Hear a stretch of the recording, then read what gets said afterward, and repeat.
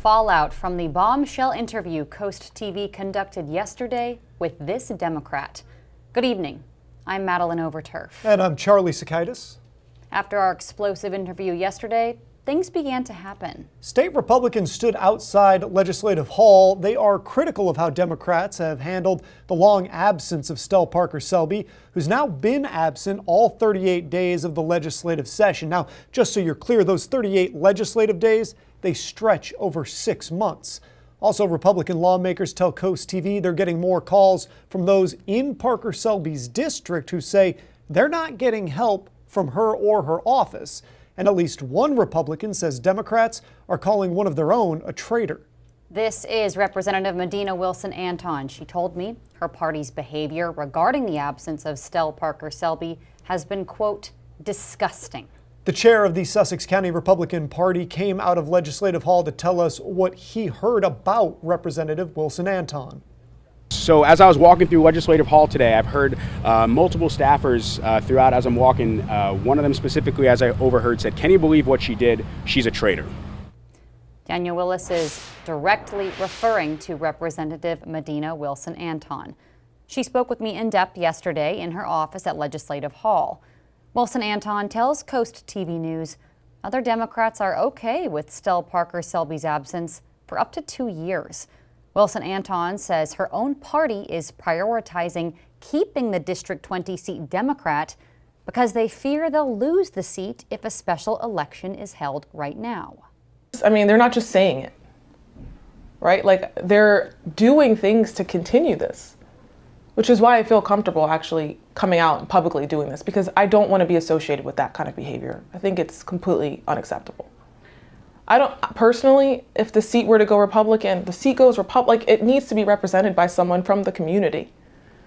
So, you know, I like that we have a majority down here, but that's not the reason I got elected. It was to keep a majority. I got elected to represent my district and to do right by my district. And people who live in her district deserve the same.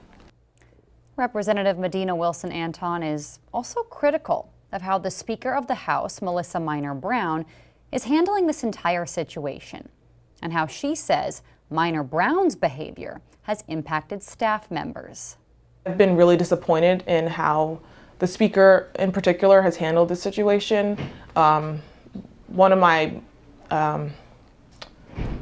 of the things that I find to be the most upsetting in this situation is how our staff have been the ones made to deal with the situation in public when it's really not their role.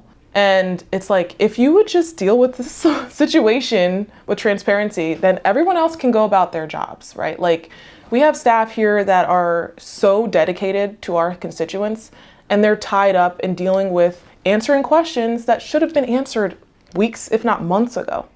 So I'm really frustrated by that. And that's why I wanted to meet with you, because I think the more the public can understand and move forward from this, the better, not just for our staff, but for our constituents. In this broadcast yesterday, Representative Medina Wilson-Anton told us things about her own party that made my jaw drop. Along with Democrats being okay with Stell's prolonged absence to save their current majority, we were told some Democrats actually discussed how to cover up Parker Selby's absence by parking in her parking space to intentionally deceive media. Speaker Melissa Minor Brown told us leaders want to introduce virtual voting to accommodate Stell Parker Selby. Medina Wilson-Anton says that's a, quote, bold-faced lie. Our repeated requests to the Speaker for a comment on these allegations have been ignored. That's not all. Tonight, more allegations that the office of absent Representative Stell Parker Selby isn't helping constituents. One issue specifically, a deadly intersection in Milton. This is Mulberry Street and Route 16 in Milton. This month, a woman was killed there. There's been multiple accidents before that, and neighbors have publicly pleaded for the immediate installation of a delayed traffic light. It's in District 20. Representative Brian Shoup's District 36 is across the street.